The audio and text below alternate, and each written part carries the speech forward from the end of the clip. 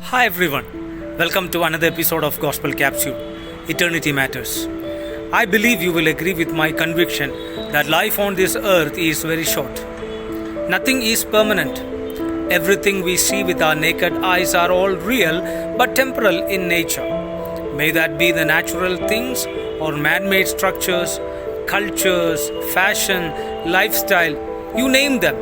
Everything are bound to change. It's the same with our life too.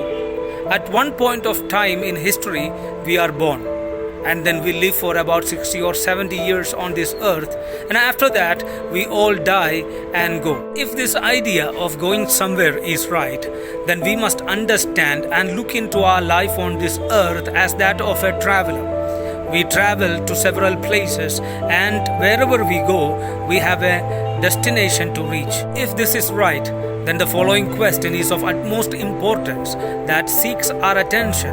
Where are we going?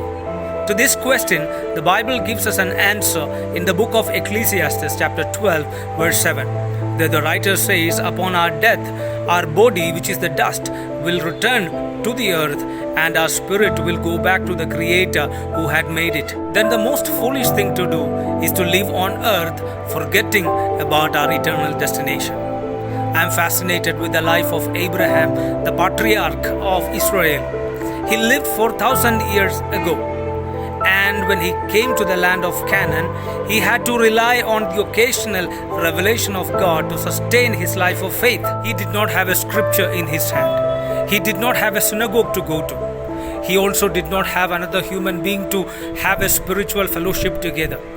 Yet, it is so fascinating to see Abraham and Sarah having deep spiritual convictions. He was one of the wealthiest men in the land of Canaan. He had an army, he had multitude of servants and herds.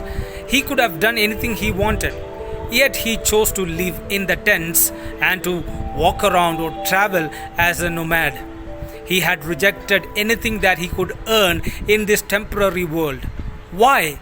Because he had realized that he was a traveler and he had an eternal destination. Later in the book of Hebrews in the New Testament, the writer tells us that Abraham and Sarah had realized that they were aliens, strangers and pilgrims here on earth, and they were traveling to a permanent home which is not here on earth but in the heavenly places. Hebrews 11:10 says, they waited for a city which had foundations, whose builder and maker was God. Again, verse 16 says, they desired a better, that is a heavenly country, which was their homeland. At 4,000 years ago, how was it possible for Abraham and Sarah to live a life like that? I am always amazed and surprised. The answer is that they have lived an eternity conscious life. If Abraham 4,000 years ago in such sturdy living conditions could live an eternity conscious life, why not us today? What are your priorities for life? Are you looking at your life as a traveler here on earth, and do you often think of an eternal destination? Let me leave these questions to you today. Why don't you take a little time to think about it and ponder over them? Remember, eternity matters. It's me, Beben Joseph, signing off. Until I meet you again with another topic, thank you so much for tuning in, and God bless you and your families.